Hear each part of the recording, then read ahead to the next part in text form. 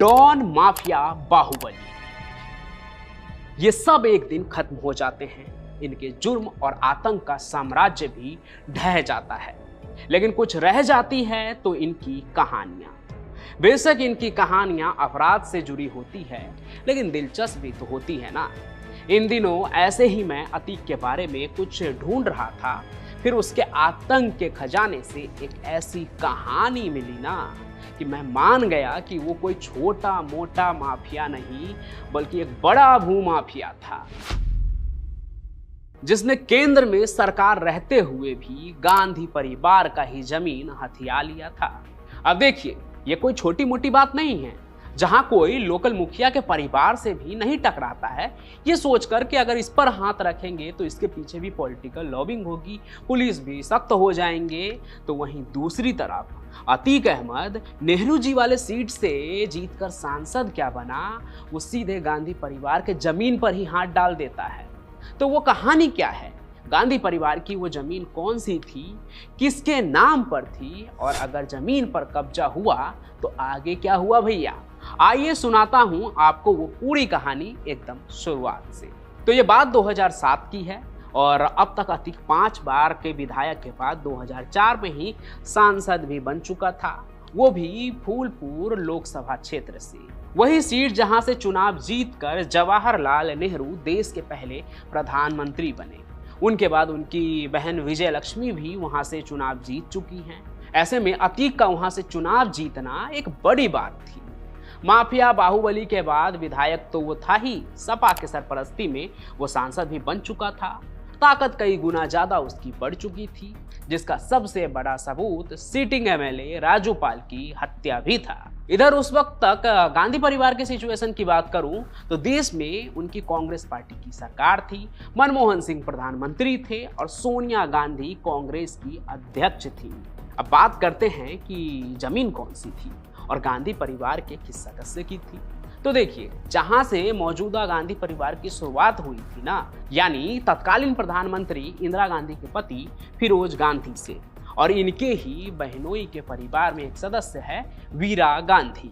आज के प्रयागराज में और तब के इलाहाबाद के सिविल लाइंस में उनकी एक प्रॉपर्टी है पैलेस थिएटर नाम से, और इसी पैलेस के पीछे एक और प्रॉपर्टी वीरा गांधी के नाम से भी थी, और ये प्रॉपर्टी काफी कीमती भी थी।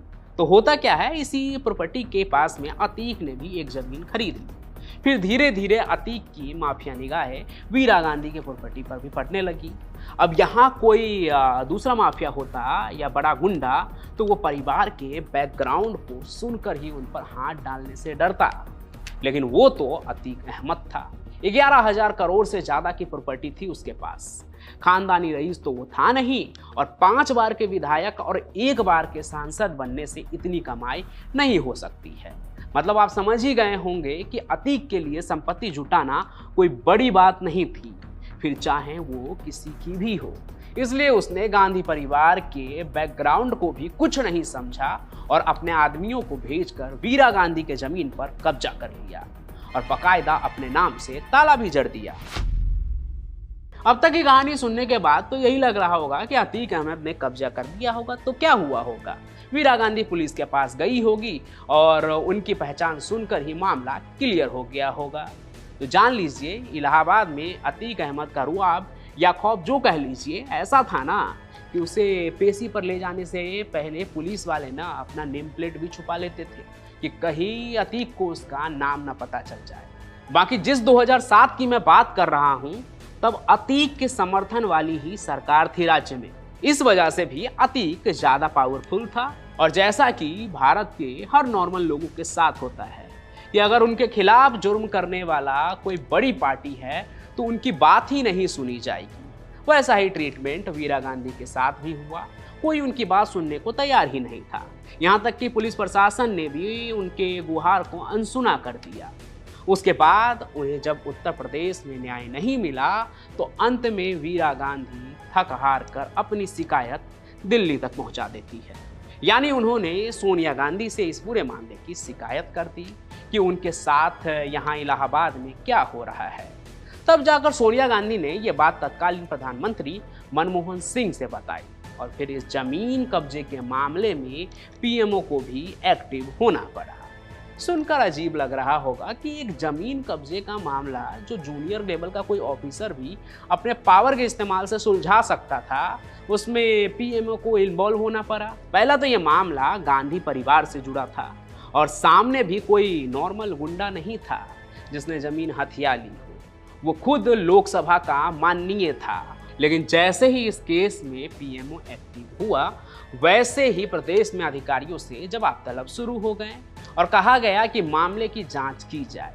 इसके बाद जब दिल्ली का प्रेशर बढ़ा, तब जाकर अतीक अहमद को मजबूरन वीरा गांधी की वो प्रॉपर्टी जो है वो अपने कब्जे से बाहर करना पड़ा। लेकिन अतीक की असली प्लानिंग तो कुछ और ही थी, वो तो कुछ और ही बड़ा सोच के बैठा था। देखिए, यूपी के आईजी रह चुके लालजी शुक्ला बताते हैं कि वीरा गांधी के परिवार के पास प्रयागराज में कई जमीनें हैं। पैलेस वाले जमीन को तो अतीक ने एक प्रयोग की तरह कब्जियाया था। वो एक एक्सपेरिमेंट कर रहा था। क्या एक्सपेरिमेंट? कि अगर ये कब्जा जो है आसानी से निपट जाएगा, यानी कि कोई उनके खिलाफ नहीं जाएगा और ये ज़मीन हमेशा के लिए अतीक की हो जाएगी, तो वो गांधी परिवार के बाकी सभी ज़मीन पर भी कब्जा कर लेगा। लेकिन दिल्ली तक बात पहुंच जाने के कारण उसका पूरा प्लान जो है वो फेल हो गया और अतीक का जो पूरा एक तरह से देखिए जो उसकी एक्सपेरिमेंट वाली प्लानिंग थी वो धरी की धरी रही। अब आपको अतीक की ये कहानी पता थी या नहीं, ये कमेंट करके ज़रूर बताइएगा, या आपके पास कोई और जानकारी हो तो वो भी ज़रूर लिखिएगा। साथ ही साथ इस वीडियो को लाइक कीजिए, ज़्यादा से ज़्यादा शेयर कीजिए और हमारे इस चैनल को सब्सक्राइब जरूर कर लीजिए। नीचे लाल कलर का बटन दिख रहा होगा आपको, ताकि जब भी मैं कोई नई कहानी लेकर आऊँ ना, तो उसका नोटिफिकेशन आप तक पहुँचे बिना किसी रुकावट के। बाकी मैं पंचम प्रकाश मिलूंगा आपको क्राइम के किसी और कहानी के साथ किसी और सफर में। तब तक के लिए आपका बहुत बहुत धन्यवाद।